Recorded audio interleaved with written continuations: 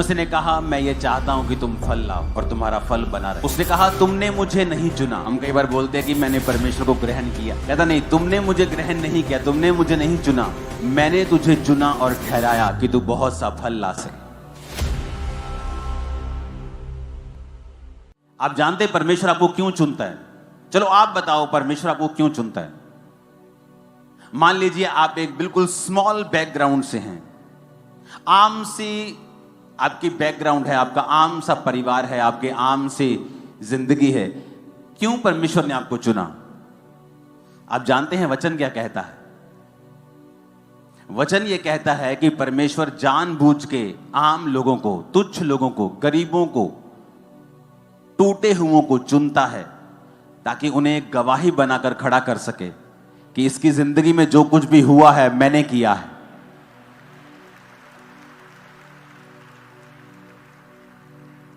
आज मैं ये नहीं कह सकता कि मैं कंप्यूटर इंजीनियर हूं तो मैं बड़ा अच्छा बोलता था, परमेश्वर ने मुझे चुन लिया। इसमें तो फिर मेरी बड़ाई होगी ना कि मैं बड़ा चालाक था तो प्रभु ने चुन लिया। जब मैं परमेश्वर में आया हूं, मैं मेंटली अपसेट था, आम लोगों में बैठकर बात भी नहीं कर सकता था, बिना दवाई और नशों के नहीं जी सकता था।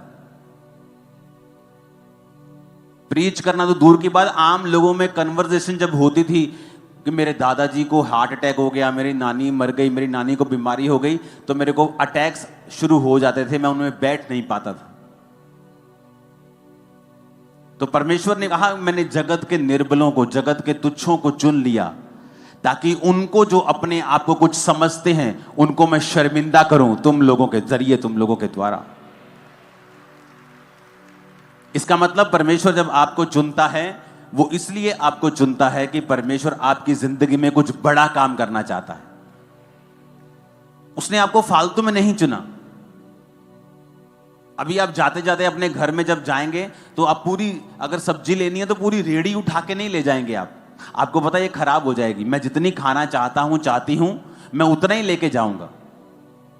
तो परमेश्वर ने भी फालतू में आपको नहीं सिरजा है, उसने फालतू में आपको नहीं बनाया है। ऐसे लोग भी मैंने देखे हैं अपनी लाइफ में, आप उन्हें इंटरनेट पे सर्च करें आपको मिल जाएंगे, जिनके दोनों हाथ नहीं थे, दोनों पांव नहीं थे। अब शैतान उन्हें पूछ सकता है कि तेरे को परमेश्वर ने फालतू ही बनाया है तो तेरा क्या काम है? तेरा ना तेरे हाथ है ना तेरे पांव है, तो क्या तेरी नरक जैसी जिंदगी है? कुछ तू कर नहीं सकता, चल नहीं सकता, उठ नहीं सकता, खा नहीं सकता अपने आप, तू कुछ नहीं कर सकता। लेकिन परमेश्वर ने आज उसे दुनिया के टॉप प्रचारकों में से एक प्रचारक बना दिया है। आई थिंक निक नाम है उसका, आप जाके गूगल पे सर्च करना। तो यानी आपकी कंडीशन कैसी भी हो, परमेश्वर ने आपको बड़े काम करने के लिए चुना है। आप किसी भी निचली पोजीशन पे हो, कहीं भी हो, आपकी कंडीशन जितनी मर्जी बुरी हो, लेकिन एक बात पक्की है, परमेश्वर ने आपको बड़े काम करने के लिए चुना है। ये पहले दिमाग में बिठाना पड़ेगा, हां या ना। ये दिमाग में जब बैठ जाएगा कि परमेश्वर ने मुझे बड़े काम के लिए चुना है, अब करना क्या है? अब मुझे परमेश्वर के पीछे पीछे चलना है। एकदम से नहीं होगा। यूसुफ 2-4 साल में प्रधानमंत्री नहीं बन गया, दाऊद 2-4 साल में इजराइल का राजा नहीं बन गया। 30 साल की उम्र में वो 12 गोत्रों में से एक यहूदा का गोत्र का राजा बना, और 37 साल की उम्र में वो इजराइल का राजा बना। और जब वो मसा किया गया था राजा होने के लिए, शायद वो 15 से 16 टीन एज के बीच में था वो। तो कितने साल लगे उसे उस दर्शन को पूरा होते हुए देखने के लिए, पर उतने साल क्या किया उसने? उतने साल वो मसे में बढ़ा, अभिषेक में बढ़ा, परमेश्वर के संग संग चलता रहा। दुखी भी रहा होगा, परीक्षाओं में भी रहा होगा, लेकिन उसने परमेश्वर के वचन के साथ कॉम्प्रोमाइज नहीं किया। आज 2 बार वीजा रिजेक्ट हो जाए तो आदमी व्यभिचार करने चला जाता है। 3 बार किसी ने वीजा रिजेक्ट कर दिया तो दारू पीने चला जाता है। उसका परमेश्वर के साथ कोई भी संबंध नहीं है। उसे लगता है कि यही चीजें मेरे लिए आशीष हैं। वो परमेश्वर की उपस्थिति को समझता नहीं है। तो हमें ऐसे विश्वासी नहीं बनना है जिनका हालेलुया आमीन तो ऊंचा हो, लेकिन अपने कर्मों से वो हालेलुया और आमीन का इनकार कर रहे हो। कि मुंह से तो हालेलुया ऊंचा है कि यहोवा की स्तुति हो, लेकिन अपने कर्मों से वो शैतान की स्तुति कर रहे होते हैं। अगर यहोवा की स्तुति हो तो व्यभिचार तुम्हारी जिंदगी में फिर क्या कर रहा है? चोरियां तुम्हारी लाइफ में फिर क्या कर रही हैं? निंदा चुगली तुम्हारी लाइफ में फिर क्या कर रही है? अगर यहोवा की स्तुति हो, अगर हालेलुया बोलना है तो अपनी जिंदगी को हालेलुया के जैसा करना भी है कि जब परमेश्वर तुम्हारा हालेलुया और आमीन देखे, तुम्हारी प्रार्थना को सुनकर तुम्हारे पास आए, तो उसे तुम फेक पेड़ की तरह ना दिखाई दो कि जिसके पत्ते तो हैं, जो ऊपर से अपने आप को धर्मी तो दिखा रहा है लेकिन अंदर से धर्मी नहीं है। हालेलुया। अब आपको यह समझ आ गया कि परमेश्वर ने मुझे चुना है, मैंने उसे नहीं ग्रहण किया, उसने मुझे चुना है और इसलिए चुना है। प्रभु कहता मैंने तुम्हें चुना है और ठहराया है कि तू बहुत सा फल लेके आए। अब हो सकता है परमेश्वर ने आपको, क्योंकि दो तरह के बुलाहट परमेश्वर आपको देता है। पहली बुलाहट सबकी एक है जो मत्ती में लिखा है कि जाओ और सब जातियों को चेला बनाओ और सुसमाचार सुनाओ। अगर आप डॉक्टर हैं आपकी बुलाहट यही है, अगर आप इंजीनियर हैं आपकी बुलाहट यही है, आप एक रिक्शा वाले हैं आपकी बुलाहट यही है। सबकी बुलाहट है कि जाओ और सब जातियों को चेला बनाओ और उन्हें बाप बेटा पवित्र आत्मा के नाम से बपतिस्मा दो। सबकी बुलाहट है ये। कोई नहीं कह सकता कि मैं बिजी हूं, मैं बिजनेसमैन हूं, मेरी वाइफ करती है, कोई नहीं कह सकता, क्योंकि ये परमेश्वर का हुक्म है। दूसरी बुलाहट है कि परमेश्वर ने आपको इस दुनिया में काम करने के लिए भी भेजा है। दूसरी बुलाहट यानी आपकी पहली बुलाहट सुसमाचार की है, उसको सपोर्ट करने के लिए परमेश्वर आपको बिजनेस देता है, किसी को जॉब देता है, किसी को कोई काम देता है, वो आपकी दूसरी बुलाहट है। आप डॉक्टर हैं, इंजीनियर हैं, बिजनेसमैन हैं, आप किसी कंपनी में हैं, वो आपकी दूसरी बुलाहट है। लेकिन पहली बुलाहट सबकी एक है कि उन्हें परमेश्वर का काम करना है।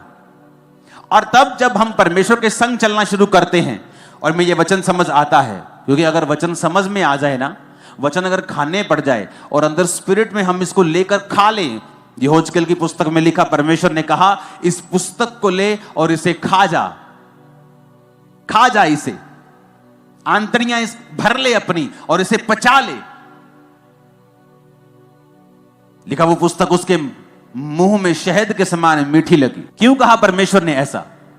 क्योंकि वचन को समझना और उस पर मनन करना, मनन का मतलब है अपना ध्यान उस पर लगाना कि प्रभु मुझसे कहता है। मैं लाखों की भीड़ से बात नहीं कर रहा हूं, मैं आपसे कर रहा हूं। प्रभु मुझसे यह कह रहा है कि मैंने तुझे चुना है और ठहराया है कि तू बहुत सा फल, यानी तेरी जिंदगी में बड़े अच्छे अच्छे रिजल्ट होंगे जो मैं तुझे दूंगा। प्रभु मुझसे कह रहा है और वो आपसे कह रहा है। क्या वो झूठ बोलता है?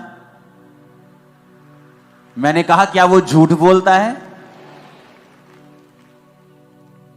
क्या वो पक्षपात करता है? क्या वो मुझे कह रहा है और तुझे नहीं कह रहा है? ऐसा लिखा है बाइबल में। क्या उसने ये कहा है कि मैं ये बात सिर्फ अपने चेलों के लिए लिखता हूं?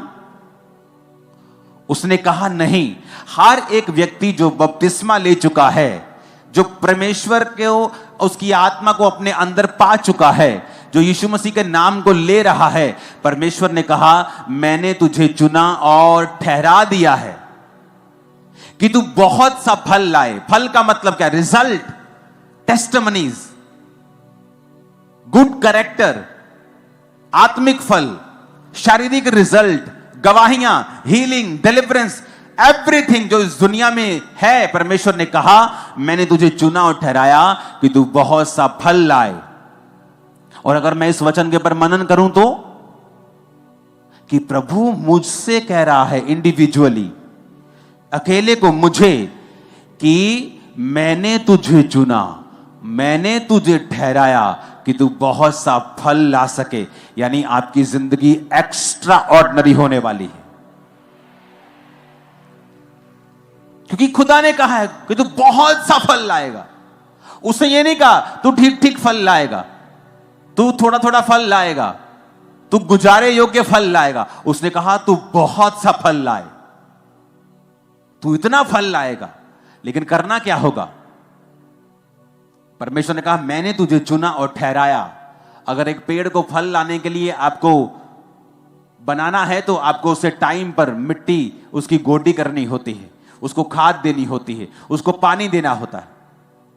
अगर आपको वो फल चाहिए जो परमेश्वर चाहता है, क्योंकि जब मैं 2004 में 5 में खुदा के दासों से मिलता था तो बोलते थे प्रभु तुझे बहुत इस्तेमाल करेगा, तो मुझे लगता है ये झूठ बोल रहे हैं, ये मुझे तसल्ली दे रहे हैं, इनको पता है कि मुझे पागलपन के अटैक होते हैं, तो जस्ट दे आर काउंसलिंग मी, वो मुझे एक तसल्ली दे रहे हैं, वो मुझे जस्ट एक होता ना कि सिंपथी के कारण किसी को बोलना, नहीं नहीं सब ठीक हो जाएगा और God will do it and everything will be okay, don't worry. मुझे लगता है ऐसी बातें मेरे साथ ये करते हैं लोग ताकि मैं प्रभु में बना रहूं, लेकिन मुझे नहीं मालूम था कि जो ये कह रहे हैं वो सच है।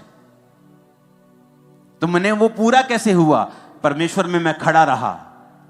आंधी तूफान आते हैं, पेड़ बना रहता है, अगर उसकी जड़ें मजबूत हैं वो गिरता नहीं। उसके बाद पानी यानी परमेश्वर के वचन से अपने आप को हर वक्त फुल रखना, आंधी और तूफानों में परमेश्वर को उसके वचन को पकड़े रहना और उसे छोड़ना नहीं। फास्टिंग के साथ, प्रार्थना के साथ एक खाद की तरह काम करना, जिस तरह प्रार्थना और फास्टिंग एक खाद की तरह काम करती है, वचन पानी की तरह काम करता है, और धीरे धीरे फिर आप फल लाने लगते हैं। जिस काम के लिए परमेश्वर ने आपको अपने लहू से खरीदा होता है, परमेश्वर उसको जाहिर करना शुरू करता है, फल आने शुरू होते हैं। पहले साल थोड़े, दूसरे साल थोड़े ज्यादा, तीसरे साल और ज्यादा, छठे, सातवें, 10वें साल में आप फलों से भरे हुए होते हैं। ओ आमीन ऊंचा। तो ये फल आपकी लाइफ में एंटर कर रहे हैं, फाइनेंस में एंटर कर रहे हैं, परिवारों में एंटर कर रहे हैं, स्पिरिट्स में एंटर कर रहे हैं, सेवकाइयों में एंटर कर रहे हैं, बच्चों की लाइफ में एंटर कर रहे हैं। आमीन ऊंचा। तो ये बरकत तुम्हारी है चर्च। हालेलुया। उसने कहा मैंने तुझे चुना। कोई इंसान नहीं कह रहा है, कोई पॉलिटिशियन नहीं कह रहा मुकर जाएगा, जब पार्टी बड़ी देखेगा इधर उधर तो हो जाएगा।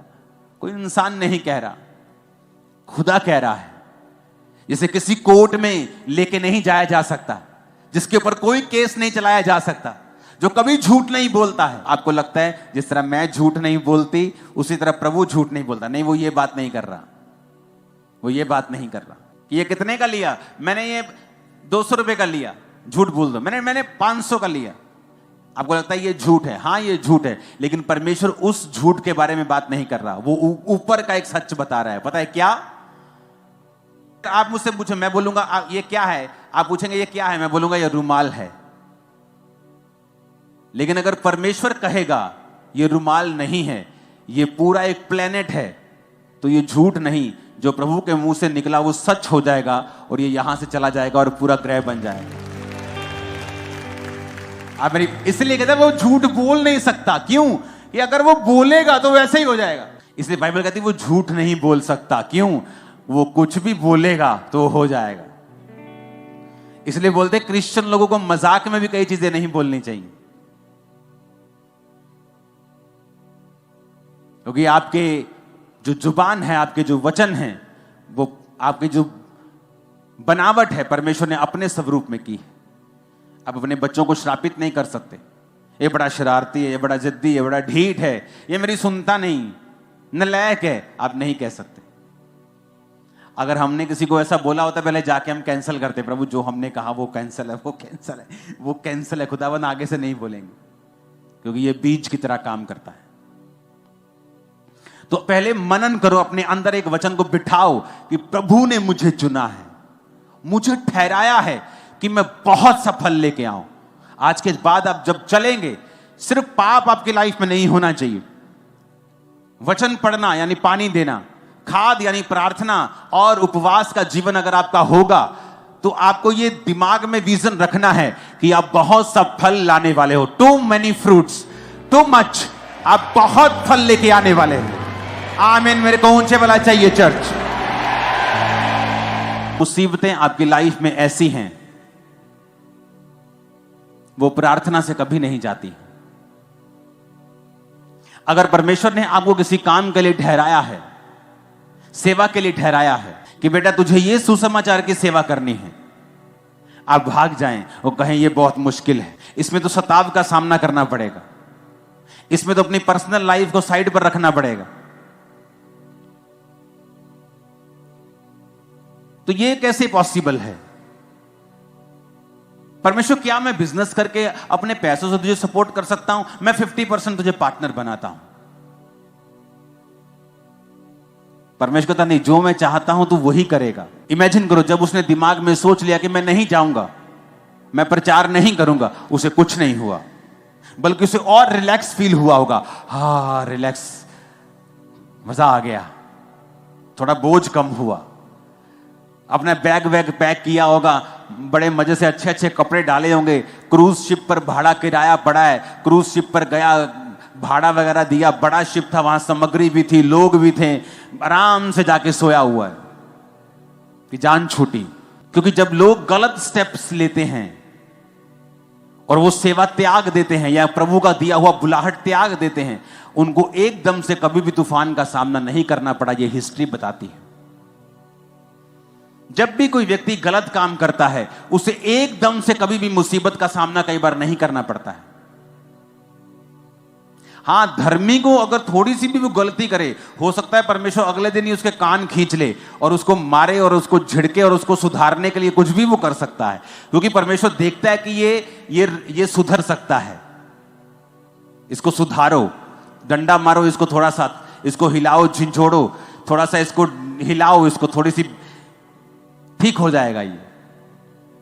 लेकिन जो व्यक्ति कई बार कठिन होता है, मुश्किल होता है, जो कठोर होता है, जो मन में ठान चुका होता है, प्रभु को बताइए नहीं मानेगा, तो कई बार जब वो जाता है, परमेश्वर कुछ नहीं करता उसकी लाइफ में। उसे लगता है सब ठीक हो गया, मेरा तो वीजा लग गया। लेकिन जब मुसीबत आती है उसकी लाइफ में, उसकी फैमिली की लाइफ में, तब मैं आपको बता देता हूं, ले हैंड से वो मुसीबत खत्म नहीं होगी। आप 40 नहीं, आप 4000 रोजे रख के अपने आप को खत्म कर लीजिए, यह मुसीबत तब भी खत्म नहीं होगी। क्योंकि परमेश्वर यह चाहता था कि तेरे द्वारा एक काम करना, तेरे द्वारा कुछ ऐसा काम करना, ऐसी सेवा करना, एक मूल्य प्रभु चाहता था तुम्हारी लाइफ से कि तू उसकी सेवकाई में दे।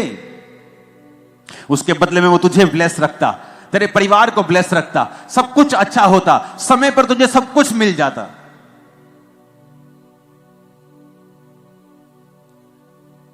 लेकिन जब हम परमेश्वर से हटते हैं और योना नबी की तरह काम करते हैं, फिर आता है एक टर्निंग पॉइंट जहां लाइफ में फिर मुसीबत एंटर करती है। और मैं आपको बताना चाहता हूं, अपने पास्टर को इस मुसीबत के लिए कृपया तंग ना करें, क्योंकि यह मुसीबत ले हैंड से जाने वाली नहीं है। यह मुसीबत तुम्हारी तौबा की वजह से जाएगी, जो तुम करना नहीं चाहते हो। योना कहता, प्रभु अगर आप 2 बाब पढ़ेंगे ना, तो लिखा, जब मैं समुद्र की तह तक चला गया, पानी मेरे ऊपर था और मैं मूर्छा खाने लगा, मैं पहाड़ों की जड़ तक जब पहुंच गया, तब मैंने यहोवा की दुहाई दी और उसने एक मगर को भेजा, एक मच्छी को भेजा, जो उसने मुझे निगल लिया। पेट के अंदर पड़ा पड़ा वो 3 दिन रात परमेश्वर की दुहाई देता रहा और परमेश्वर के उस मच्छ ने उसको निगल दिया। जब तौबा की कि परमेश्वर मुझे माफ कर दे, मैं जाता हूं, तो परमेश्वर कहता है, पहले तुझे मालूम नहीं था, तो पहले अगर जाता तो इतने छितर ना खाता, तू इतनी मुश्किलें तुझको ना आती, तूने दूसरों का भी नुकसान करवाया। व्यापार की वस्तुएं, उसमें घी होगा, उसमें चावल होंगे, उसमें क्या क्या व्यापार पुराने जमाने में होता, कपड़े होंगे, सारा कुछ समुद्र में फेंका। फाइनेंशियली नुकसान किया, दूसरों का नुकसान किया। कुछ परिवारों का नुकसान होता है जब उनके बच्चे सेवा छोड़ते हैं, लेकिन तब वो नहीं बोलते, उन्होंने आने दो आने दो, अब घर आ गया, मेरे घर का काम करेगा। भाई साहब, वो घर का काम नहीं करेगा, वो नुकसान करेगा। क्यों? क्योंकि वचन ऐसा कहता है कि यहोवा के घर में, उसकी सेवा में जो आशीष है, पीछे मुड़ने पर वो श्राप है। क्योंकि प्रभु उसी श्राप से तुम्हें बचाना चाहता है, इसलिए वो तुझे सेवा के लिए बुला रहा है। अगर मैं सेवा ना करता, मैं जीवित नहीं रहता, मुझे मालूम है। तो परमेश्वर ने उस कर्ज को खत्म करने के लिए मुझे कहा, अगर तू सेवा करेगा वो कर्ज खत्म हो जाएगा। तो शैतान जानता है कि वो कर्ज जो शैतान तुम्हें देना चाहता है, वो नहीं दे पाएगा अगर तू यहोवा की बुलाहट को पूरा करेगा। अब किसी के जीवन में बुलाहट कुछ है और किसी के जीवन में कुछ है, और अगर वो अपनी बुलाहट से भागता है, वो अपना तो नुकसान करता भी है, अपने आसपास का भी नुकसान करता है। फिर आप ले हैंड करवा लो, आप 40 रोजे रख लो, 80 रख लो, 120 रख लो कि हील हो जाए, डिलीवर हो जाए, ये मुसीबत चली जाए। वो नहीं जाने वाली, क्योंकि वो मुसीबत सिर्फ तौबा से जाएगी। जो कार्य प्रभु ने दिया उसे पूरा करने पर ही वो जाएगी। लेकिन ईगो रास्ते में आती है और वो ईगो के कारण लोग मारे जाते हैं। पारिवारिक मेंबर्स का नुकसान होता है, फाइनेंस का नुकसान होता है, जीवन का नुकसान होता है, बुढ़ापे में और अधिक उनको तकलीफों का सामना करना पड़ता है। वो सॉन्ग है ना, खुदाया तेरी रूह तो मैं भला ना सके किधर जाऊं, कि तू सब तरफ है, मैं कहां जाऊं। आसमान में चढ़ू तू है, समुद्र के नीचे तू है, हर जगह तू है।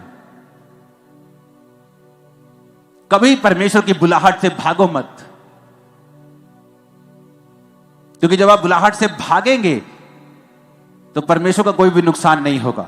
आपकी जगह आपसे बेटर पर्सन उस जगह को ले लेगा, उस भवन का भी नुकसान नहीं होगा। परमेश्वर अपने काम को कर लेगा, प्रभु का नुकसान भी नहीं होगा। नुकसान एक ही व्यक्ति होगा, जो आप होंगे या आपकी फैमिली होगी। क्योंकि अगर आप बुलाहट को पूरा करते हैं तो परमेश्वर आपके जीवन में वो सारे फलों को देता है जो परमेश्वर ने आपकी लाइफ में सोचे हुए हैं। हालेलुया।